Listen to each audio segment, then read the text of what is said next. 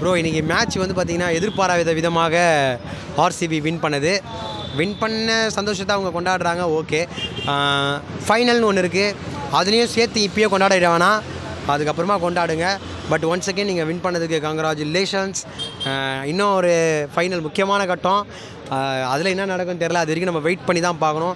அதுக்குள்ளே RCB fans கொஞ்சம் உங்களுடைய உற்சாகத்தை கொஞ்சம் கம்மி பண்ணிவிட்டு ஃபைனல்ஸுக்காக சேர்த்து வச்சுக்கோங்க. ஒரு வேளை ஃபைனல்ஸில் நீங்கள் ஜெயிச்சிட்டிங்கன்னா அப்போ கொண்டாடுங்க, செலிப்ரேட் பண்ணுங்கள், என்ஜாய் பண்ணுங்கள். அது வரைக்கும் பொறுமை காணுங்க. இன்றைக்கி உண்மையாகவே ஆர்சிபியோட பவுலிங் சூப்பராக இருந்தது.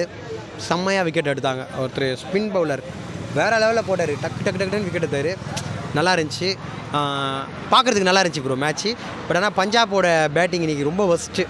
ஏன் இப்படி ஆச்சுன்னு தெரில. ஸ்ரேயஸ் ஐயர்லாம் நல்ல பேட்ஸ்மேன், ரொம்ப முக்கியமான குரூஷியலான ஒரு மேட்ச் விளையாடும் போது இப்படி பண்ணிட்டாரு. இட்ஸ் ஓகே, பார்க்கலாம் ஃபைனல்.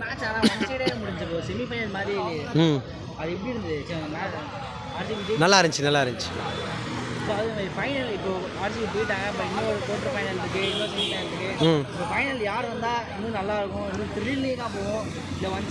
ப்ரோ எனக்கு தெரிஞ்சு மும்பையும் ஆர்சிபியும் மோதணும் ப்ரோ. ஃபைனலு ஃபயராக இருக்கும் ப்ரோ, பயங்கரமான ஒரு ஷோ இருக்கும்.